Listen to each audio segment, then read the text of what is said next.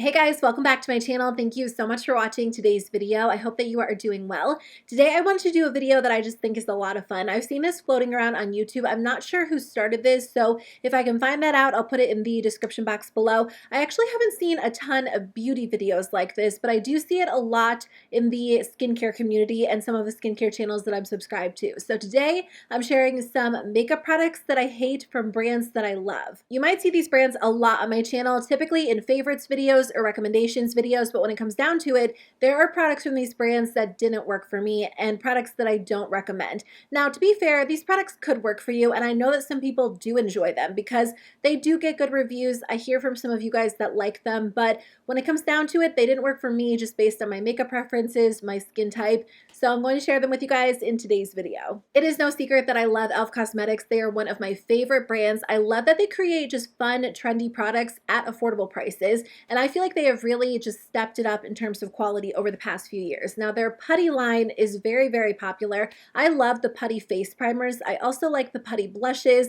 They have new Putty bronzers, but they released Putty eye primers, and those just did not work for me. I felt like the formula was very dry, which is kind of interesting because their other Putty products feel a little bit more creamy. Now, they're not overly creamy, which is why I like them, because I do feel like they stay in place well on my oily skin, but the Putty eye primers were just difficult to work with. No matter what I did, I could not get that product to apply well. A lot of people say you have to warm it up with your finger because they come in a little pot, and if you use a brush, it doesn't warm the product up. So I definitely think using your finger helps a little bit, but even when I do that, I feel like when I apply the product, it still feels and looks very dry on my eyes. When it comes down to it, I did not like the Putty eye primers. There are other primers that work better. In fact, I'll list some alternatives for all of the products that I mentioned in today's video in the description box below. So if you guys want some recommendations in the same category, just check the description box. Another one of my favorite brands is ColourPop. I like so many of their products, and I feel like in general, they're pretty consistent in terms of quality,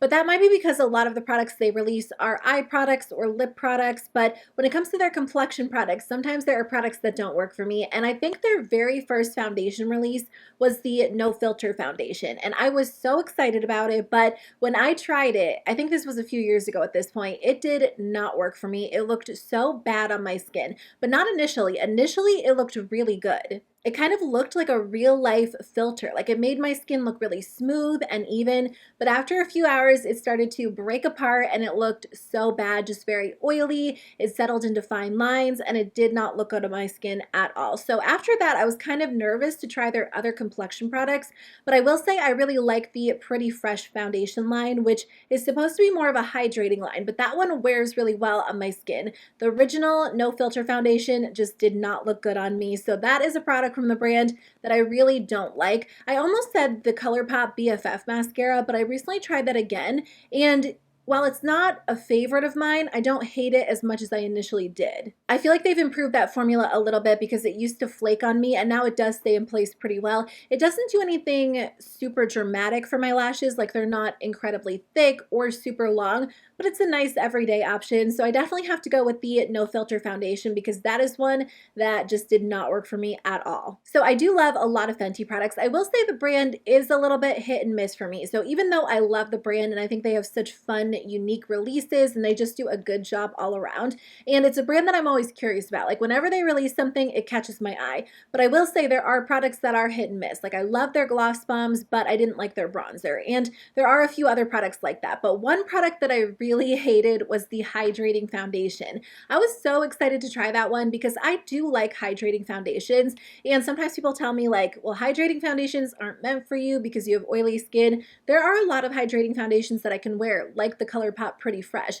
But the Fenty hydrating foundation looked so bad on my skin. That one felt very heavy, very thick. I love their Pro Filter Soft Matte Foundation so much. It's a very full coverage foundation, but it's a thinner foundation, so it doesn't feel super heavy on the skin. It is definitely the opposite case with the hydrating foundation. That one feels heavy on the skin, it looks heavy on the skin, and I just did not like the way that it wore throughout the day. It looked like I had a mask of foundation on. It also broke apart on me. It settled into fine lines, and I could not wait to get that off my skin every single time that I wore it. So as much as I do love a lot of their products, including their other foundation, the hydrating foundation was definitely a miss for me.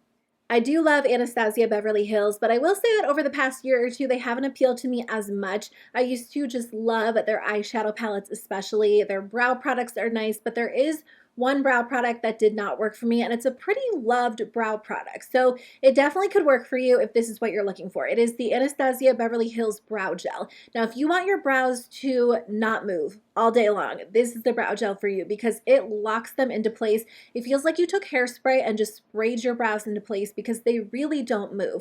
So if you have very unruly brows, or you have brows that are just hard to tame and you're looking to tame them. If not, that's totally cool too. But if you are looking to kind of lock them into place, this is the brow gel for you. Now, I don't have a lot of brow hair, and it's typically my goal to make it look like I have more brow hair than I do. So I felt like when I used that product, not only was it uncomfortable, but it didn't give me any volume, any texture, even like any movement. So I typically look for a brow gel that's a little bit more waxy, or one that has fibers in it that's going to make my brows look more full than they actually are. So for me, I love like the e.l.f. Wow Brow Gel. The ColourPop Brow Gel is nice. I also like one from Essence. So there are some options that I do really enjoy, but the Anastasia Beverly Hills one is just a little bit too strong for me. My sister loves that, but I think she typically goes for more of like that locked in brow look. So again, it could work for you. It's just a product that I didn't like. I have two eyeshadow palettes to share with you guys from brands that typically make palettes that I love. I love their formulas for very different reasons,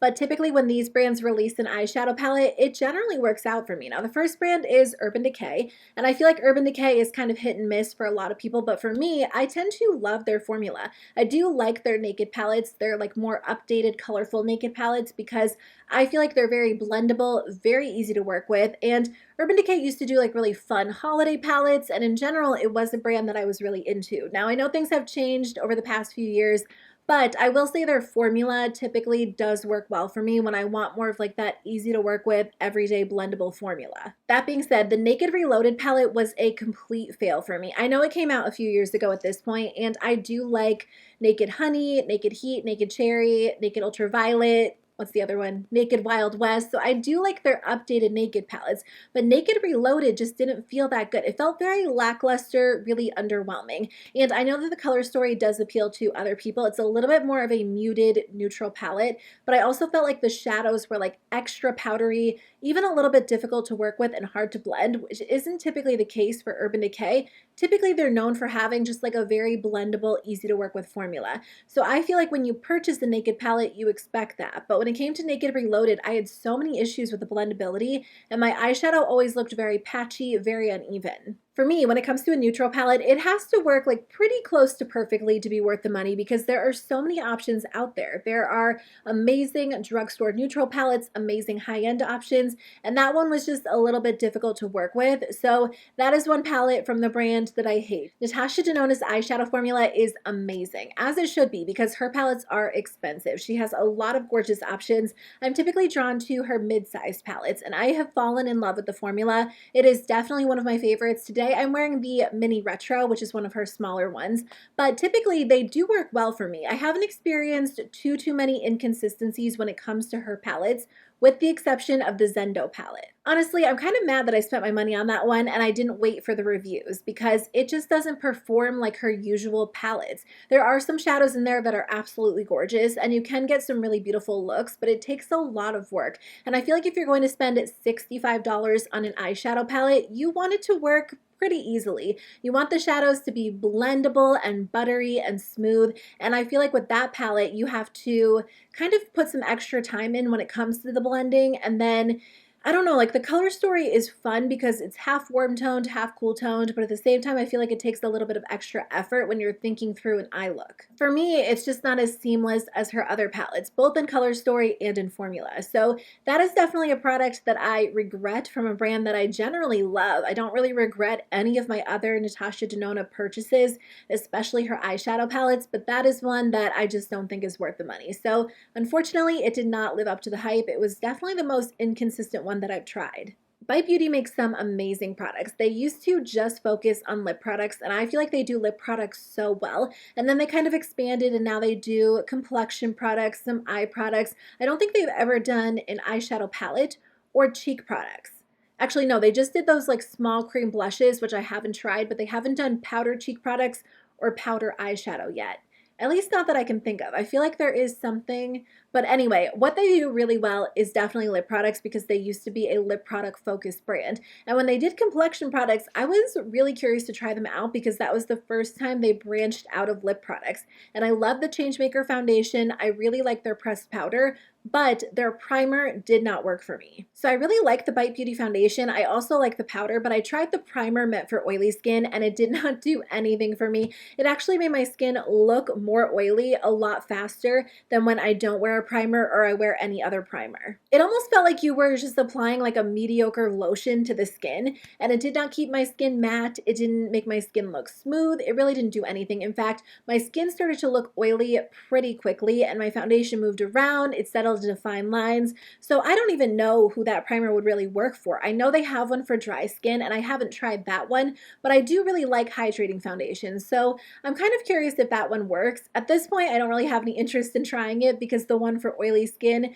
just didn't really live up to its claims, but that is a primer that I don't recommend. There are so many primers out there at this point that you can find a good option for a drugstore price tag. I'll put some of my favorite oil controlling primers in the description box. Finishing up with a few of my favorite drugstore brands, I love Milani. I just filmed a video where I share like my favorite products from the brand, and I shared a few that didn't work for me too, but I think I reviewed maybe like 20 different products. And out of those 20 products, the majority of them did work well for me. I think they make really beautiful formulas. A lot of the products feel like high-end formulas at drugstore prices. But I did try the No Pore Zone primer, and again, it's another primer that did not work for my oily skin, and this one really does claim to be like an oil controlling primer. The reason why I purchased it is because the claims sounded so good, and I feel like this primer is going to be a good option for you if you're looking for a smoothing primer. If you deal with really large pores or textured skin, you might like this because it definitely has like a soft smoothing effect to it. But again, my skin got oily so fast when I used this product. My foundation slipped around, it moved around within just a few hours, and it didn't work for me. I feel like if they marketed this one as like a pore blurring primer, it would have been a little bit more successful and actually lived up to its claims. But because they do, well, actually they do market it that way because it's called the No Pore Zone. But when you read closely, it's also supposed to be mattifying. So maybe if they just removed that claim, it would be more successful and the reviews wouldn't be as mixed. But unfortunately, it did not work for my oily skin. I used to love the brand NYX Cosmetics when I first started filming YouTube videos. I just fell in love with so many of their products, and I feel like they're slowly gaining popularity again, especially on TikTok. I feel like NYX is so big on TikTok, and I have really fallen in love with a lot of their brow products, their brow pencil, their brow pen, and I also like their lip products. They make a lot of just nice formulas in general, but I recently tried out their cream blushes. I think they're called the Bear With Me Luminous Cheek Serums, and they didn't work well for my skin. It's 2021. There are so many good cream blushes out there that work extremely well, whether you have oily skin or dry skin, whether you're looking for something super pigmented or something more sheer. Those were so sheer to the point that they just didn't show up very well. So you'd have to layer on quite a bit of the product and then it would almost fade and just kind of like go away within an hour or two. They also only released 3 shades, so the shade range wasn't super extensive, which is kind of surprising for NYX because I feel like in general they do a pretty good job. But if you're someone who wants more of a pigmented blush, if you don't want to have to layer your blush up over and over to get good pigmentation, skip over these. Even if you do layer it up, it still doesn't look that great because it fades very quickly. And if you're layering a cream like that, you're going to notice some texture because it just gets very heavy looking on the skin. So I don't recommend those. There are so many other cream blushes that are better, and NYX makes amazing products, but that is one that I didn't like. The last brand that I want to talk about is Essence. I love so many products from the brand. I love the fact that pretty much all of their products are under $10 and the majority of them are under $5.